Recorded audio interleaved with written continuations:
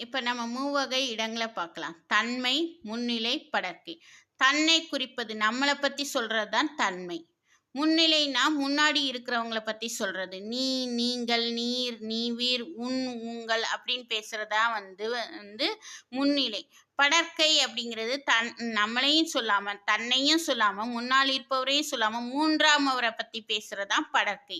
அவன், அவள், அவர்கள், அது, அவை, இவன், இவள், இவர்கள் இப்படி பத்தி பேசுறது தான் வந்து படர்க்கை. இப்ப இதுல இருக்கிற எக்ஸர்சைஸ் பார்க்கலாம். டேஷ் பெயர் என்ன? அப்ப பெயர் என்னன்னு கேட்கறது முன்னாடி இருக்கிறவங்கள பத்தி தான் கேட்போம். அப்ப என்ன வரும்? உன் பெயர் என்ன? அப்படிங்கிறது தான் வரும்.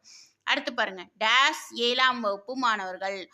அப்போ நம்மள பத்தியே நாம சொல்றோம்னு வச்சுக்கோங்க. நாங்கள்லாம் 7ஆம் வகுப்பு மாணவர்கள். நாம் 7ஆம் வகுப்பு மாணவர்கள். அப்போ இங்க வந்து நாம் அப்படின்னு வரும். நாம் 7ஆம் வகுப்பு மாணவர்கள்.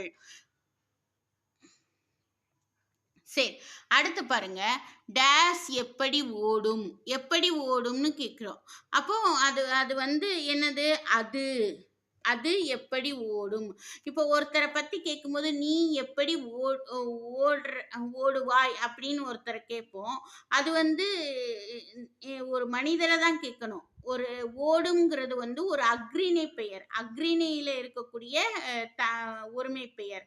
அப்போ அதுன்னு தான் வரும். அஃறிணை ஒருமையா இருக்கிறனால, ஓடுங்கிறது வந்து அஃறிணை உரிமையா இருக்கிறனால, அது அப்படின்னு சொல்லணும்.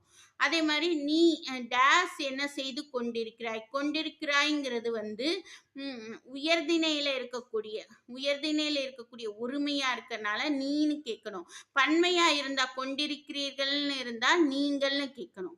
அடுத்து பாருங்க. டேஷ் வந்து கொண்டிருக்கிறார்கள். அப்போ வந்து கொண்டிருக்கிறார்கள்ங்கிறது பன்மை பெயர். அப்போ அவர்கள்ங்கிறத நம்ம யூஸ் பண்ணணும். அவர்கள் வந்து கொண்டிருக்கிறார்கள். இப்போ இதுல இருக்கக்கூடிய மூவிட பெயர்கள் அடிக்கோடிடுக. அதை வகைப்படுத்துற பார்க்கணும். எங்கள் வீட்டு நாய்க்குட்டி. எங்கள்ங்கிறது தன்மை. இவர்தான் உங்கள் ஆசிரியர். இவர்தான் அப்படிங்கிறது என்னது? படர்க்கை. இது வந்து தன்மை. இது படர்க்கை. அடுத்து நீர். நீர் அப்படிங்கிறது என்னது? முன்னிலை.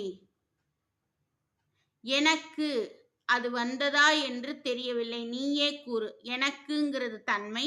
அதுங்கிறது படர்க்கை. நீயே கூறுங்கிறது முன்னிலை.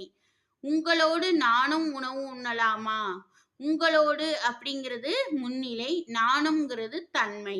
இப்படி நம்ம வந்து இந்த வார்த்தைகளை பார்த்து தான் நம்ம தன்மை எது, முன்னிலை எது, நம்ம பேசுறோமா, பிறரை கேட்கிறோமாங்கிறத தெரிஞ்சுக்க முடியும். இந்த பகுதி உங்களுக்கு புரிஞ்சிருக்கும்னு நினைக்கிறேன். ஏதாவது டவுட்ஸ் இருந்தா